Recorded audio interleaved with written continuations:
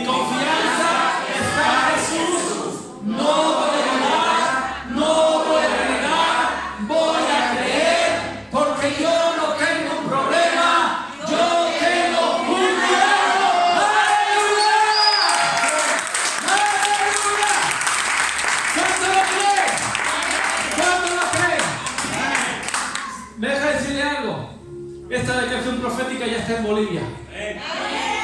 Pastor Ricardo dice, me la quite, la robo, para ti. Después toma la sienta, amados. Yo no tengo un problema, yo tengo un milagro. Y estamos viviendo tiempos hermosos, tiempos donde vemos la fidelidad de Dios. Por eso nunca me cansaré de decirle Shabbat tras Shabbat, domingo tras domingo, día tras día, que Dios es bueno. ¿Lo quiera usted creer o no lo quiera creer? Dios es bueno. No lo cree. A veces de verdad me gustaría dejar de predicar para sentarme ahí y volverme loco con la palabra. ¿Cuántos están aquí? Voy a repetir otra vez. No nos cansaremos de repetir que Dios es bueno. Aleluya. Y eso es lo que usted quiere evangelizar. Diga, Dios es bueno. No hace falta saber tanta doctrina ni haber hecho la universidad bíblica siquiera. Simplemente reconocer lo que Jesús hizo en la cruz del Calvario. Cuando el endemoniado, o mejor dicho, el ex endemoniado gadareno, cuando él tuvo un encuentro con Jesús, Jesús lo libertó. Esa fue una conversión tremenda. Y él quería seguir a Jesús. ¿Pero qué le dijo Jesús? Usted lee la escritura y él dice, no me siga, vete a tu casa y cuenta las maravillas que Dios ha hecho en tu vida. Y nosotros es la mejor manera que podemos predicar, contar las maravillas que Dios ha hecho en nuestra vida. Así que no se canse de contar lo que Dios ha hecho en su vida, predique. Dice el apóstol Pablo a su discípulo Timoteo, a su hijo en la fe, predica a tiempo y fuera de tiempo. ¿Qué quiere decir eso? Que muchas veces pensamos, es que no es oportuno, no es el momento, no es el lugar. Escuche, esa frase que el apóstol Pablo dice, predica a tiempo y fuera de tiempo, quiere decir, predica aunque no sea oportuno. Habla de Dios aunque no sea, que piense que no sea el momento. Para hablar de Dios siempre es el momento. Soltar la palabra de Dios siempre es el momento. Y el apóstol Pablo dijo, no me avergüenzo del evangelio. ¿Por qué? Porque el evangelio es poder, diga conmigo, poder para salvación. Entonces no hay otra cosa más poderosa que la palabra del Señor para convertir los corazones, y como dice la palabra, de los corazones de los hijos hacia el corazón del Padre. Es el evangelio. Y es que por eso no podemos de contar las maravillas que Dios ha hecho en nuestras vidas. Aquel que habla de Dios siempre tiene una sonrisa en su cara. El pastor es que habla como tengo la mascarilla y no me ve. Pero los ojos sí. No sé, ¿hay un chino aquí en la sala? ¿No? Así que Dios es bueno. Amén. Continuando la línea que traemos en el tiempo de Shabbat, en este culto tremendo de Shabbat, estamos trayendo enseñanzas y queremos hoy día comenzar con un libro muy hermoso. Es una de las cartas apostólicas, es una de las cartas universales que encontramos, hermanos. Estamos hablando de la carta de Santiago.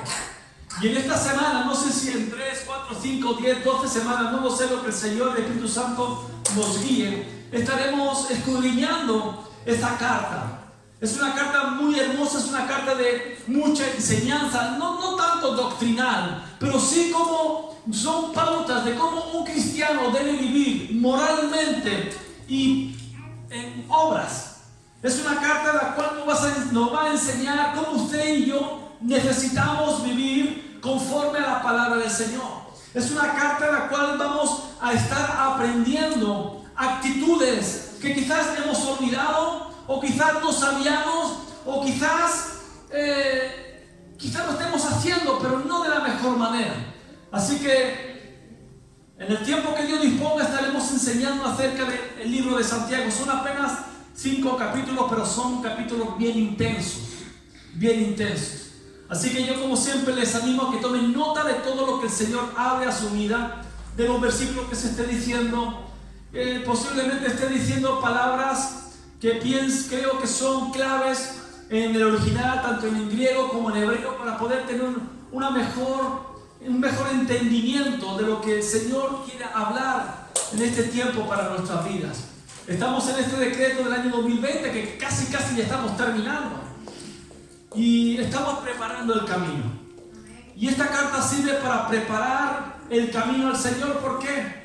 Porque aquellos que han de preparar el camino, que somos usted y yo, en la iglesia de Cristo, necesita estar preparada también. ¿Cuántos están aquí? Entonces vemos que la carta de Santiago esta carta entra dentro de ese grupo de cartas, como dije, apostólicas, o también llamadas cartas católicas. Del Papa, no, del Papa no. Católico significa universal. Católico significa que no solamente era para una iglesia en concreto o para una persona en concreto, sino que estas cartas se consideran juntamente con la primera y segunda carta de Pedro, la primera, segunda y tercera carta de Juan y la carta de Judas, se consideran que eran cartas que iban dirigidas a la iglesia en general. No era una carta específica como posiblemente fue la carta de primera y segunda Timoteo del apóstol Pablo, o de la carta de Romanos, o de la carta hacia los Corintios, Tesalonicenses, Colosenses, etc.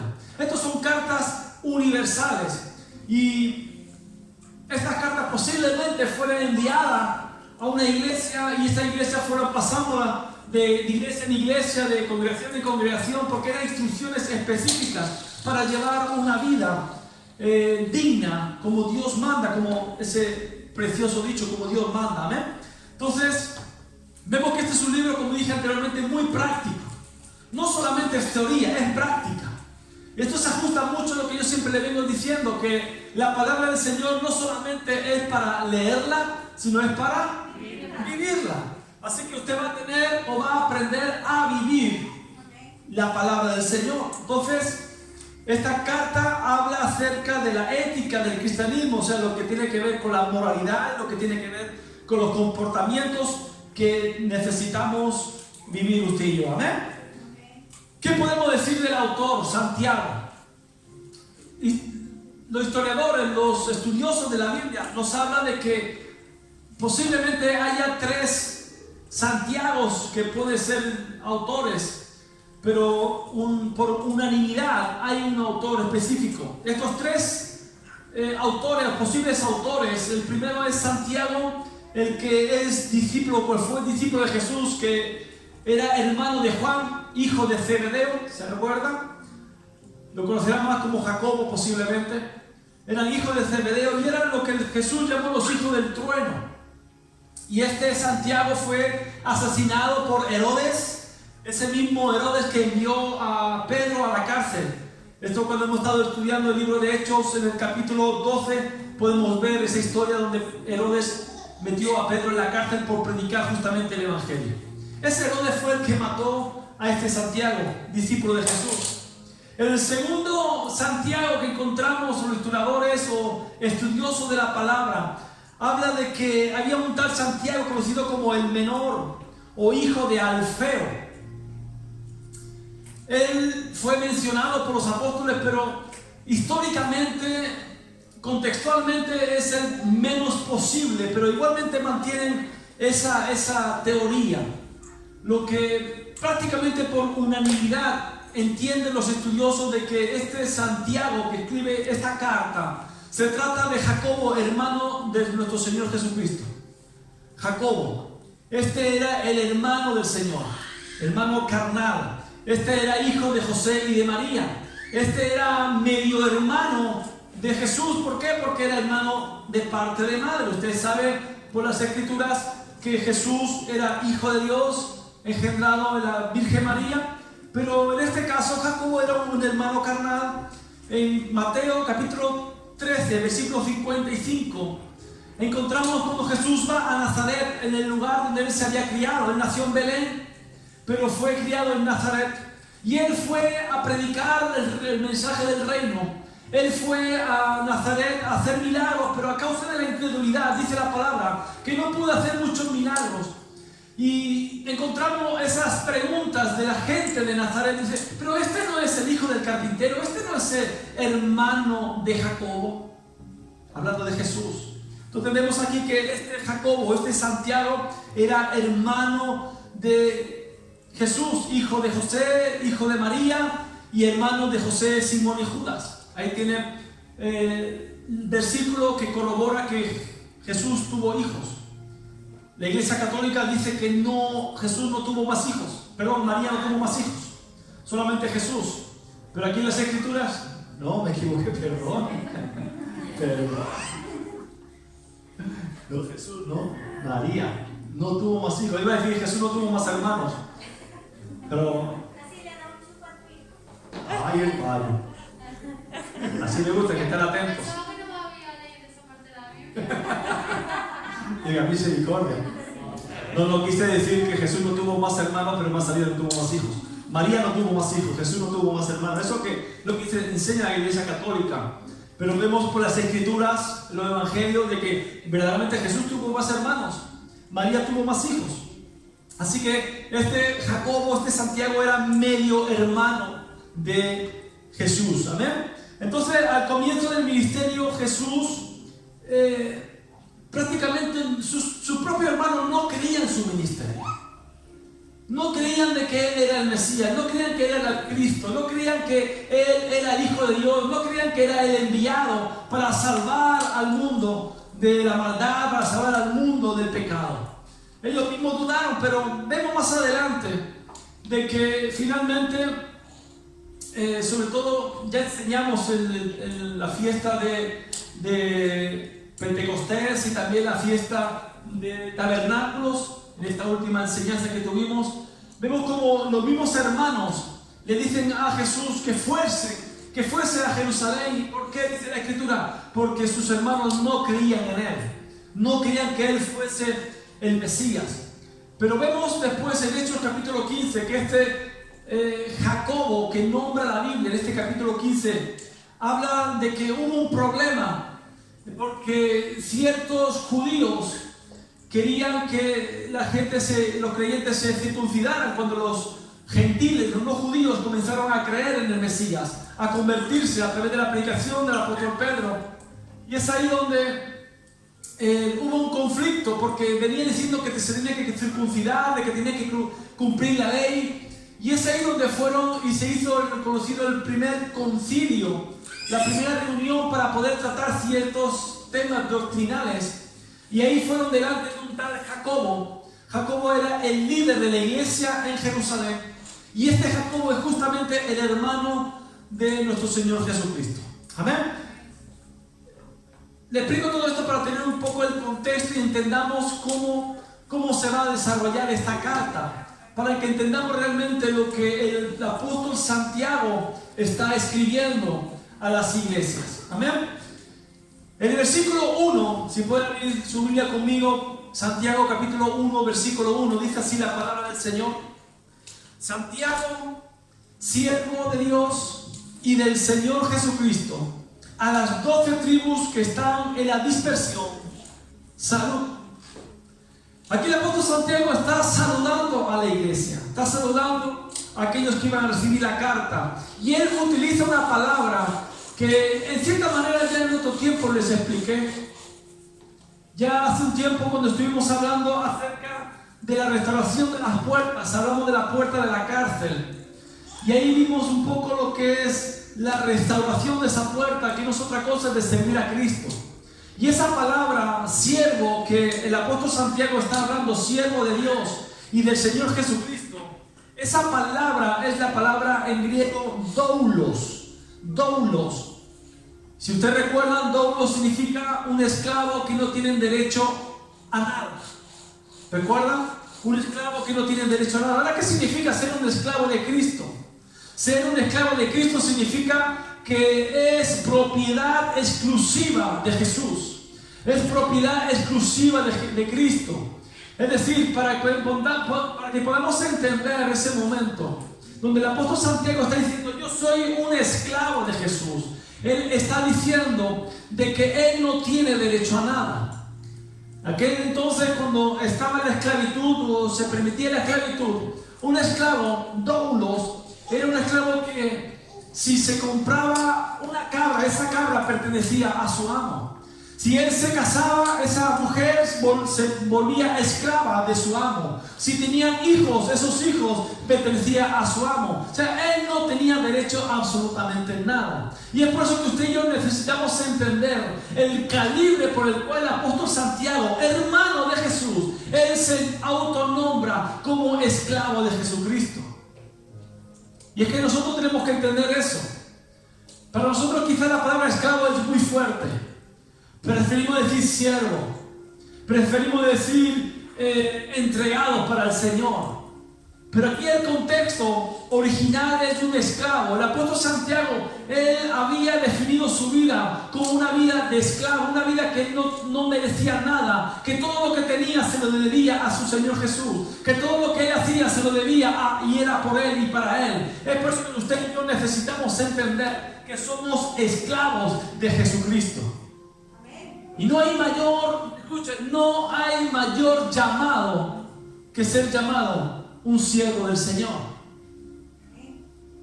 Muchos quieren tener el título de apóstoles. Y todos sabemos que hay un síndrome de apostolitis. Todo el mundo es apóstol. Escuchemos que hay arcángel o querubines. Ya se presenta como querubines. Fíjese dónde está llegando la iglesia. Tenga misericordia, venga pronto y lo lleve.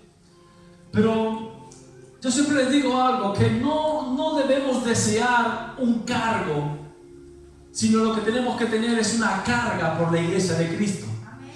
Porque ese es el mayor llamado que usted y yo podemos tener. Y no esperar nada a cambio, porque no tenemos derecho a nada. Porque usted y yo necesitamos entender que nuestra vida ya no nos pertenece a nosotros.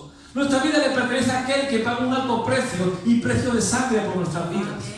Entender que somos siervos es como dice la palabra, siervos inútiles sois, porque lo que teníais que hacer hicisteis. Y no hay otro llamado mayor que podamos tener, aparte de hijos de Dios, es de ser llamados siervos del Señor. Y el apóstol Santiago lo tenía clarísimo. Él sabía a quién le debía su vida. Él sabía por quién había muerto por él, quién se había entregado por él, quién había pagado por los pecados de él. Entonces nosotros fuimos comprados por la sangre de Cristo, como nos dice en 1 Corintios capítulo 6 versículo 20. Fuimos comprados a precio de sangre. Escuche, no se puede pagar un mayor precio por su vida que la que hizo Dios por nosotros. No hay precio que usted y yo podamos pagar a Dios, que podamos devolverle por ese acto. No hay mayor precio que se pueda pagar por nuestras vidas. Pero Él decidió entregar a su único hijo a morir por usted y por mí. Fuimos comprados por precio, a precio de sangre. Entonces, el apóstol Pablo está diciendo aquí que vosotros ya no sois vuestros. Tu vida ya no te pertenece. Tu voluntad ya no es tuya. Ya le tiene que pertenecer al Señor. Ya por lo que Él hizo, tú eres un doulos, tú eres un esclavo de Jesús y por tanto no tienes derecho a nada. Simplemente tienes derecho a servirle a Él, vivir por Él y vivir para Él. Escuche, y no hay mayor cosa, mayor honor que usted y yo podemos tener. Ni siquiera el título de pastor ni de apóstol puede superar al título de un siervo del Señor. Y cuando usted entiende eso, no importa si le da la palmada en la espalda para decirle está muy bien de lo que usted está haciendo, está usted predicando muy bien, o está usted limpiando muy bien, o está usted en la puerta, lo está haciendo muy bien. No importa, porque entendemos que lo que hacemos es para Él. ¿Por qué? Porque Él le pagó un precio de sangre por nuestras vidas, y mi vida ya no me pertenece a mí, mi vida le pertenece a Él. ¿Cuánto están entendiendo? ¡Aleluya! Entonces Él nos compró a un precio de sangre. Diga conmigo, Él me compró a un precio de sangre. Por tanto, mi vida no me pertenece. Su vida no le pertenece a usted. No nos pertenece. Una vez usted y yo fuimos esclavos. Fuimos esclavos del pecado. fornicación, de la mentira, del robo, del chisme, de la murmuración. Fuimos esclavos. Pero hubo alguien que pagó por nosotros para hacernos libres. Porque dice la palabra que si el Hijo del Hombre libertare, verdaderamente seréis libres. ¿Y cuántos libres hay aquí? ¿Cuántos libres hay aquí? ¿Por qué? Porque Cristo pagó el precio y Él nos libertó. Aleluya. Y ese es, si podemos definir el ministerio en pocas palabras de Jesús, como lo dice la palabra del Hijo pródigo, Él vino a buscar y a salvar lo que se había perdido. Y usted y yo estábamos perdidos. Usted y yo estábamos muertos en nuestros delitos y pecados, como lo dice la palabra. Estábamos muertos. Pero aparte de muertos, éramos esclavos del pecado. Y es ahí donde verdaderamente podemos entender y debemos creer con todo nuestro corazón que nuestro llamado es de ser siervos doulos del Señor Jesús. Esclavos sin merecer nada. Prisioneros sin merecer nada. Amén. Ahora, este llamado doulos es un llamado no por obligación, es un llamado por amor. Y eso es lo hermoso, eso es lo más hermoso. Porque cuando usted sirve por amor, hace las cosas con excelencia. Pero si usted sirve porque le están obligando, lo va a hacer a la maldita sea. ¿Es así o no es así? Lo va a hacer sin ganas, a regañadientes, como salga, ya está bien. No, pero cuando usted lo hace por amor, cuando usted entiende que usted fue comprado a precio de sangre, que su vida ya no le pertenece, sino que le pertenece a Él, que su voluntad no es suya, su voluntad es de Él, es ahí donde usted comienza a vivir una vida de amor por su Señor. Y eso es lo más hermoso que ustedes podamos tener. Aquí el apóstol Santiago dice que Él se presenta como siervo de Dios y del Señor Jesucristo. Él no buscó ser reconocido. Él no dijo, yo soy Santiago, el hermano de Jesús. Yo soy Santiago, el hermano del Salvador. No, Él se presentó como doulos. Él no buscó títulos, Él no buscó reconocimiento. Él se calificó a sí mismo como esclavo de Dios y del Señor Jesucristo. Y aquí tenemos que aprender mucho, hermanos. De querer ser siervos. Muchos quieren ser rey, pero no quieren ser cordero. Jesús, para ser rey, tuvo que ser cordero, pasando por ser siervo. Porque Él no vino para ser servido, sino Él vino ¿para qué? Para servir. Y ahí tenemos el ejemplo mayor que podemos tener. Ayer en la célula, con este nuevo tema que estamos tratando, ¿quién es Jesús? Uno de los hermanos dijo, de los discípulos dijo, a la pregunta, ¿quién es Jesús? Y él dijo, un ejemplo. Porque Él es nuestro ejemplo. Es por eso que usted y yo necesitamos poner nuestra mirada en autor y consumador de nuestra fe, que es Cristo Jesús. Porque Él es nuestro ejemplo. Cuando vayamos a hablar, ¿qué diría Jesús? Cuando vayamos a hacer, ¿qué haría Jesús? Porque Él es nuestro ejemplo. Y el apóstol Santiago lo tenía bien claro. Yo no soy hermano. Yo no me considero el hermanazo del Señor Salvador. No, yo simplemente soy un siervo. Yo no quiero ser reconocido. Y es ahí donde la palabra nos dice que yo mengüe para que Él crezca. Porque cuando nosotros menguamos, Él crece en nosotros. Porque si nosotros queremos crecer, Él mengua. Así no funciona el reino. Así no funciona el reino. La palabra mismo nos dice que cerrada nuestra puerta, nuestro Padre que ve en lo secreto, Él lo va a poner en público, Él lo va a honrar en público, Él se lo va a dar en público, Él se lo va a conceder en público. Él se encarga. Usted simplemente encárguese de tener intimidad con su Señor, porque Él es su amo, porque Él es su Señor, porque Él pagó el precio por su vida y usted ya no le pertenece. ¿Cuántos están aquí? Amén. ¿Cuándo están aprendiendo? Entonces nuestro Señor Jesucristo era tan humano como usted y como yo. Él tuvo hambre, Él tuvo sueño, sed. Él tuvo tentaciones. Recuerden cuando fue llevado por el Espíritu Santo al desierto. Él fue tentado por Satanás, como usted y como yo. Simplemente que él no tenía pecado. Pero él, como usted y como yo, tuvo todas esas necesidades. Era 100% Dios, 100% hombre. Ahora, Santiago llegó a conocer a Jesús tanto como Dios como hombre. No solamente como su hermano de sangre, sino lo más poderoso que él pudo conocerlo y reconocerlo por fin. Recordemos, como dije anteriormente, los hermanos no creyeron en él, pero él finalmente tuvo que creer de que verdaderamente Jesús era el Hijo de Dios, que Jesús era el Salvador de este mundo, que Jesús era el Cordero que quita el pecado del mundo. Él tuvo que reconocerlo. Entonces, por eso él se convirtió en esclavo de Jesús. ¿Cuántos están entendiendo? Entonces, cuando Santiago se dirige a él, lo hace con su nombre completo: el Señor Jesucristo. Jesús es un nombre terrenal. El Mesías, el Cristo, el ungido. Pero él era el Hijo de Dios. Entonces, cuando él se dirige con su nombre completo, el Señor Jesucristo, él está diciendo: Él es mi Señor. Él es mi Señor. Cuando habla de mi Señor, está diciendo: Él tiene autoridad.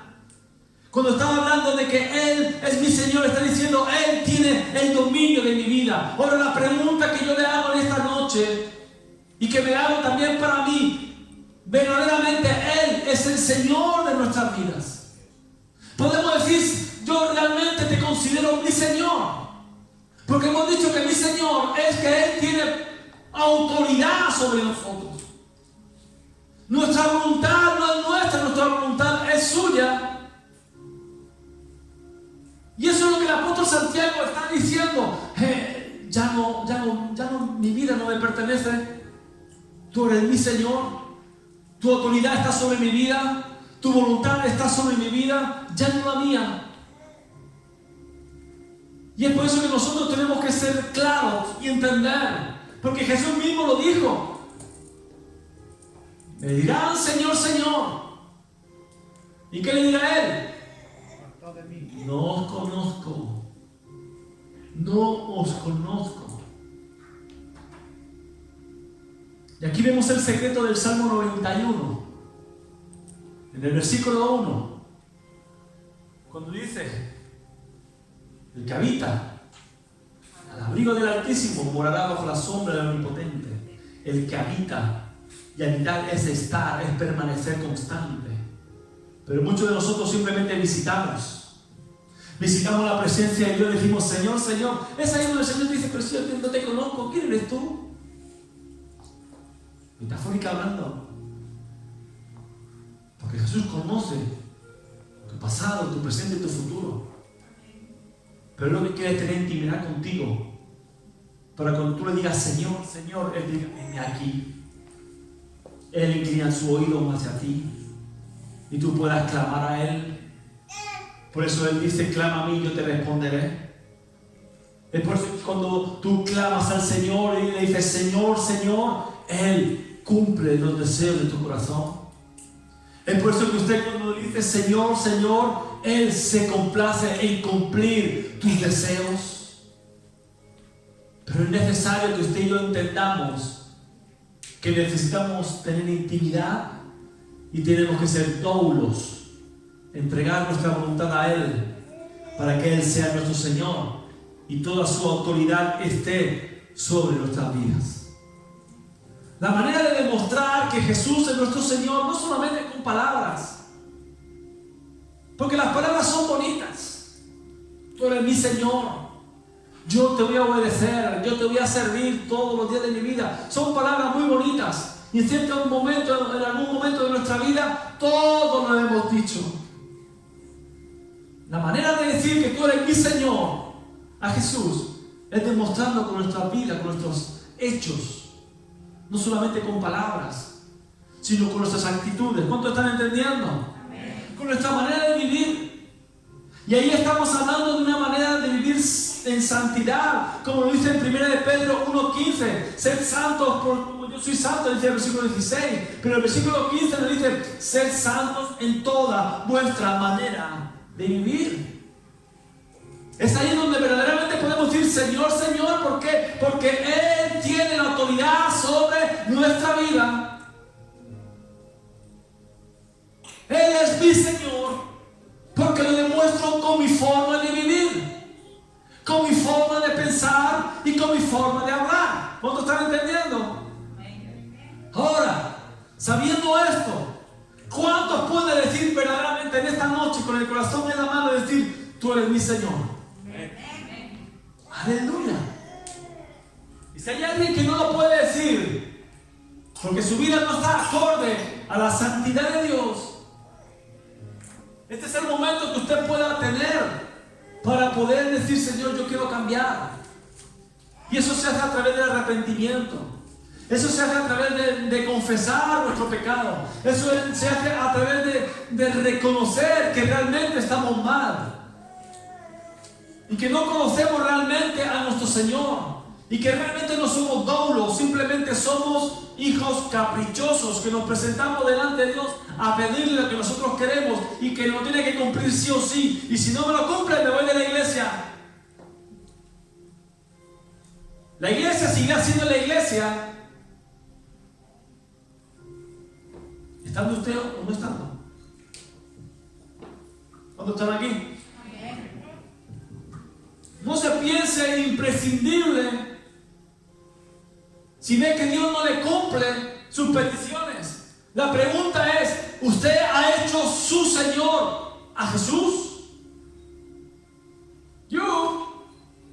¿Cuántos están aquí? ¿Ya no le gustó la predicación? Jesús es un hombre humano, su nombre terrenal. Y Santiago lo conocía como su hermano, hombre terrenal, pero también como el Mesías, el que había venido, el que murió por los pecados del mundo, el que fue el Cordero de Dios que quita el pecado. Como hablábamos ayer, de hacer la luz del mundo, para que todo aquel que esté en tinieblas no camine en tinieblas, no camine en oscuridad, sino que pueda caminar en la luz que es Cristo Jesús. Entonces Santiago, él lo conoció, pero él no buscó el reconocimiento. Escuchen, no busque el reconocimiento. Simplemente busque agradar a Dios. Y se agrada a Dios teniendo fe. ¿Cuántos están aquí? Porque sin fe es imposible agradar a Dios.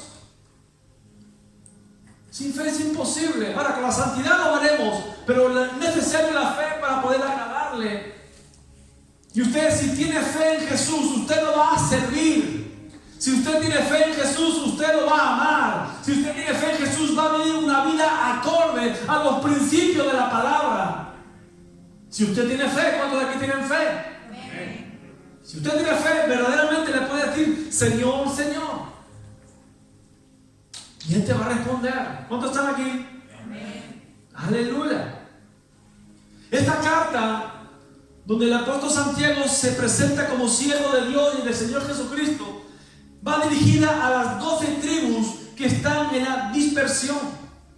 Esta carta se escribió aproximadamente por el año 62 después de Cristo, cuando comenzó la persecución en Jerusalén de los creyentes. Los primeros creyentes, recuerden que eran judíos. Las primeras conversiones fue del pueblo de Israel, el pueblo judío. Aún no habían convertido los gentiles, eso vino años más tarde. Recuerden cuando el apóstol Pedro predicó a Cornelio, ¿sí? ¿Se acuerdan? Hemos estudiado en el libro de Hechos. Ahí comenzó la predicación a los gentiles. Después el apóstol Pablo tomó el ministerio de la predicación a los gentiles porque los judíos, cabezones, necios, no querían aceptar la palabra. La persecución era a los judíos creyentes. El apóstol Pablo, Saulo, en aquel entonces tenía mucho que ver en eso. ¿Recuerdan?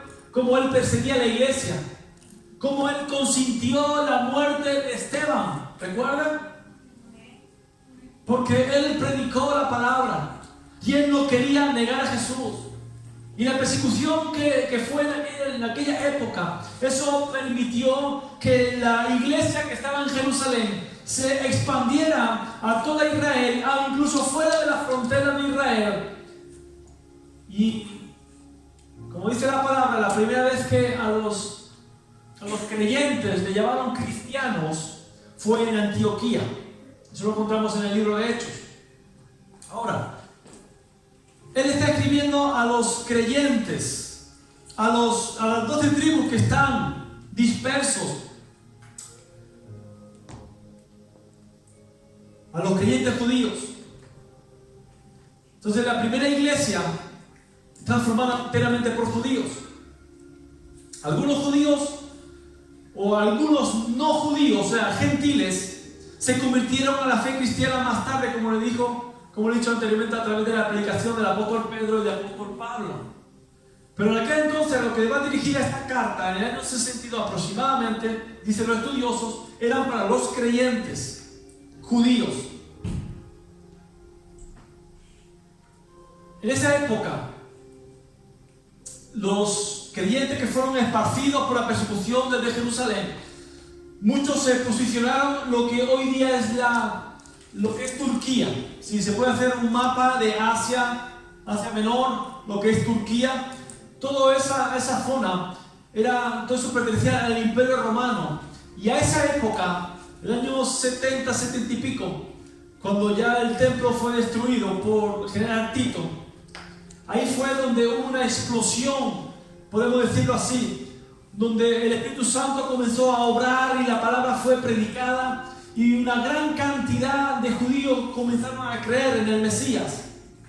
Y es ahí donde, en esa zona donde están esparcidos por la persecución, es ahí donde después en Apocalipsis encontramos al apóstol Juan teniendo esa revelación en el capítulo 2 en adelante, como él escribe a las 7 iglesias que están en Asia. Recuerden, la iglesia de Filadelfia, de Éfeso, Tiatira, etcétera, etcétera. ¿Sí? Entonces, a esa iglesia era enteramente de judíos creyentes, judíos que se habían convertido a la fe en Cristo. A esa carta va dirigida. Esta carta va dirigida a ellos. Amén. Versículo 2 dice así: hermanos míos, tened por sumo gozo cuando os halléis en diversas pruebas. Hermanos míos. Entonces, esa carta está dirigida a los creyentes, y en este caso, en este siglo, en este tiempo, ya la podemos adoptar como nuestra, porque ya formamos parte de la familia de Dios, aunque no seamos judíos. Hemos sido injertados por la fe en Cristo. Y es ahí que esta carta, que va dirigida a los hermanos míos, que el apóstol Santiago estaba hablando de los judíos creyentes de aquella época, hoy día la podemos tomar para nosotros. Y la indicación que el apóstol Santiago le está dando aquí es tener por sumo gozo cuando os halléis en diversas pruebas. En otras palabras, o sea, cuando tengáis que enfrentar cualquier tipo de problemas, considérenlo como un tiempo para alegrarse. Lo que el apóstol Santiago está diciendo aquí es que los problemas son inevitables. Eso es lo que está diciendo aquí el apóstol Santiago. Los problemas son inevitables. Afrontamos problemas. ¿Cuántos de aquí afrontan problemas a cabo del día? Aleluya, dice por ahí. Todos enfrentamos problemas. Escuchen, muchos de esos problemas son producto de nuestras malas decisiones. Son producto de nuestros malos pensamientos, son productos de nuestra boca, son productos de nuestros actos. Por tanto, ahí vemos la palabra cuando se cumple la palabra de Proverbios, donde habla de que hay caminos que al hombre le parecen correctos, pero son caminos de muerte. Proverbios capítulo 14, verso 12. Esos son porque esos problemas porque no los buscamos, por decirlo así.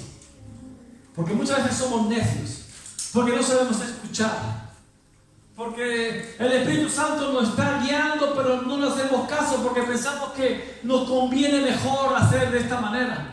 Y ahí es donde tenemos problemas en nuestras vidas. Pero hay otro tipo de problemas que nos vienen sin nosotros tener culpa, por decirlo así. Nosotros no hemos hecho nada, no hemos desobedecido, hemos vivido correctamente, pero esos problemas sobrevienen sin razón aparente.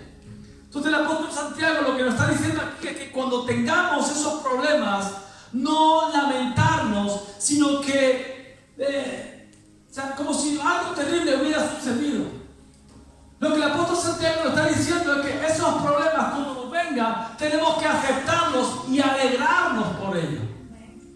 Uno puede decir, pero este está loco. Porque ¿quién se alegra por los problemas? ¿Quién le viene una enfermedad? Dice, gracias Señor por el cáncer. Nadie. No se lamenta. Somos humanos. Y usted y yo, cuando sufrimos algún tipo de problema, pues nos lamentamos, lo sentimos, nos duele. Normal. Somos humanos. ¿Hay aquí alguien del espacio sideral? No, todos somos humanos aquí, ¿no? Terrícolas. Aleluya. Normal. Que nos duela, normal que nos afecte.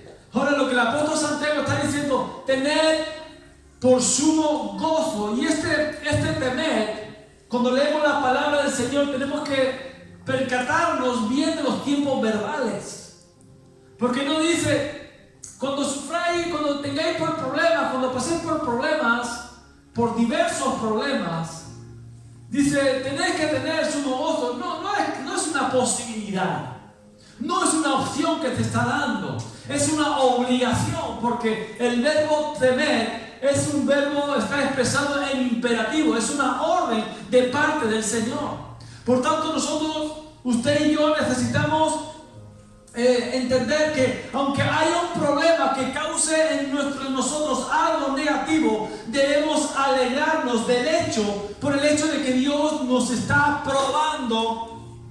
Dios nos está probando de esa manera.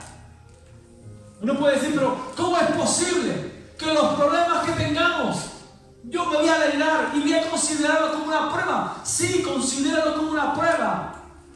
Y tiene que entender lo que es una prueba y lo que es una tentación. Porque la tentación de parte de Satanás te va a hacer caer.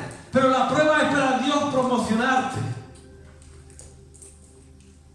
La tentación, lo que quiere Satanás es hacerte caer, destruirte, matarte. Pero la prueba de parte de Dios es para que tu fe se afiance. Es para que tu fe comience a crecer. Es por eso que muchas veces, cada vez que comenzamos, hacemos esa declaración profética. Mi confianza está en Jesús. No voy a dudar. No voy a renegar. Yo voy a creer. ¿Por qué? Porque lo primero que pasa, sea tentación o sea prueba, lo primero que hacemos es quejarnos. Lo primero que hacemos es dudar. Lo primero que hacemos es renegar. ¿Y por qué yo?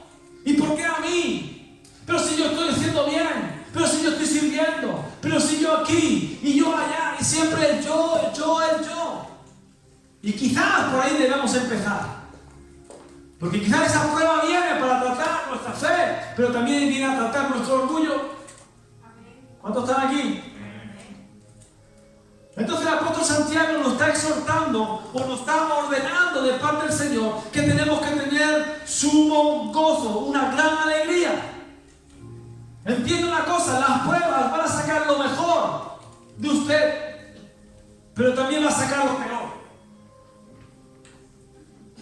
Va a sacar lo mejor, pero también va a sacar lo peor. Ahora, cuando hacemos esa declaración de fe, mi confianza está en Jesús. Verdaderamente su confianza está en Jesús. ¿Qué es lo que sale por su boca? ¿Cuáles son sus pensamientos cuando viene una prueba de parte de Dios a su vida? ¿Cómo actúa? ¿Cómo reacciona ante ese problema?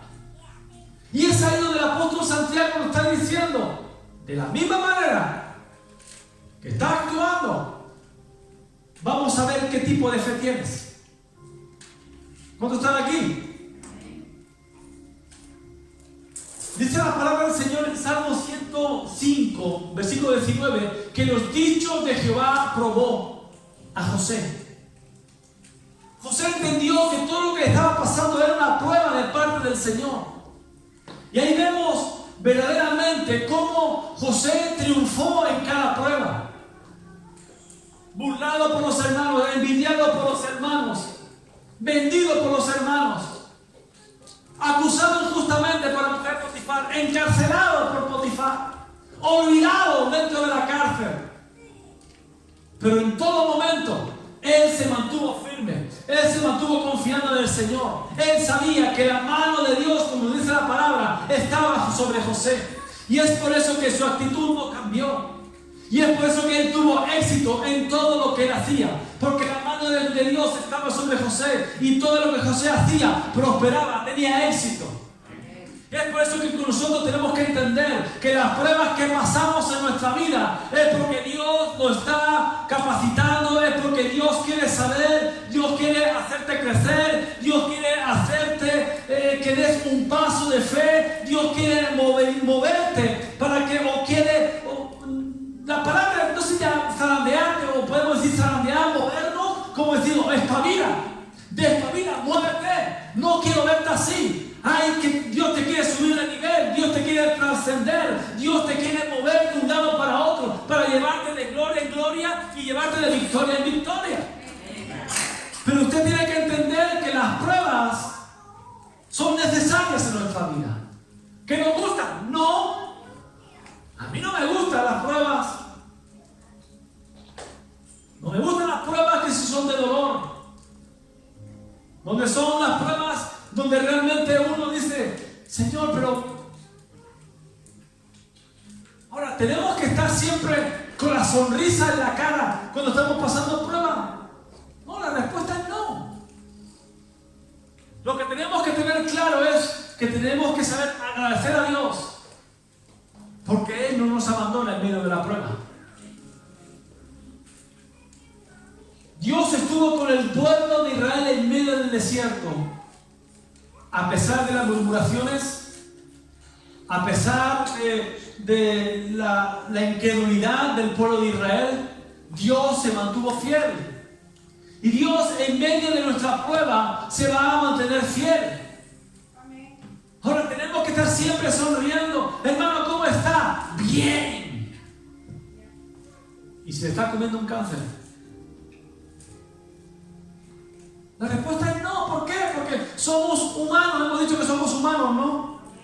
Y nos duele. Aquí no le duele un problema. Aquí no le duele una preocupación. Es normal, escucha, es normal. No se haga el superhéroe. Es normal que suframos. Es normal que nos duela. En los momentos de dificultad, entendemos que, como dice la palabra en Hebreos 4:15, no tenemos un sumo sacerdote que no se compadezca de nosotros. ¿Por qué? Porque Él pasó por las mismas situaciones. Jesús fue rechazado. Jesús fue apresado injustamente, sentenciado injustamente, latigado injustamente, crucificado injustamente. Si hay alguien que sabe de eso, es Jesús. Y es por eso que usted y yo no podemos decir no. Reniego. No quiero saber nada de la iglesia, no quiero saber nada de Dios. ¿Por qué me pasa esto aquí? ¿Por qué? ¿Por qué? Aquí la pregunta está mal efectuada. Porque la pregunta no es ¿por qué? Sino la pregunta debe ser ¿para qué? ¿Para qué esta prueba? ¿Para qué esta situación? ¿Para qué esta enfermedad? Es ahí donde podemos encontrar la respuesta de Dios. No te he dicho que si crees verás la gloria de Dios. Las pruebas están para manifestar la gloria de Dios en nuestras vidas. Pero eso no significa que tengamos que estar contentos. No, hay momentos, esas pruebas que duelen. Pero cuando el apóstol Santiago, dice que vamos a pasar por esas diversas pruebas, no solamente una prueba, vamos a tener que pasar por diversas pruebas. Y esas diversas pruebas van a producir dolor, frustración, rechazo y todo lo que usted quiera apuntar ahí. Jesús mismo lo dijo. En el mundo tendréis aflicción. En el mundo seréis perseguidos.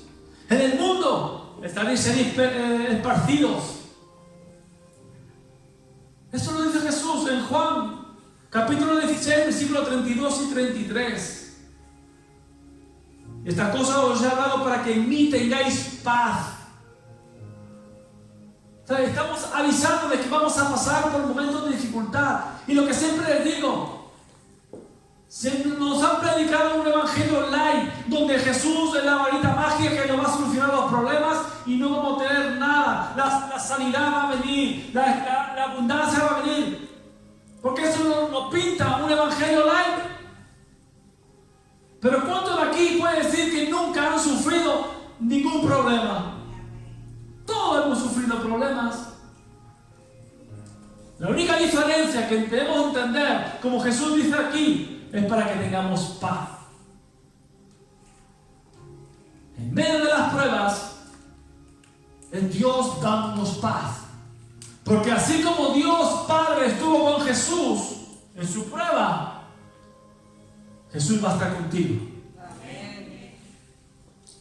Y podemos entender por la palabra de Dios que esas pruebas, esas diversas pruebas que vamos a pasar, van a provocar en nosotros gozo, alegría, saber que Jesús está con nosotros, que Jesús no nos ha abandonado. Él dice en su palabra que nunca nos dejará, que nunca nos abandonará, que nos sostendrá con la diestra de su justicia. Y si usted no cree, verdaderamente lo va a probar. Estará pasando por un desierto, pero estará viendo, como dice la palabra en Deuteronomio, como un padre toma a sus hijos en brazos. El desierto no lo vas a pasar solo. ¿Sufrirás calor en el desierto? Claro. La sed del desierto, claro. El hambre del desierto, por supuesto. Pero Dios te lleva de sus brazos. Nunca te va a dejar. ¿Y usted cómo lo sabe, pastor?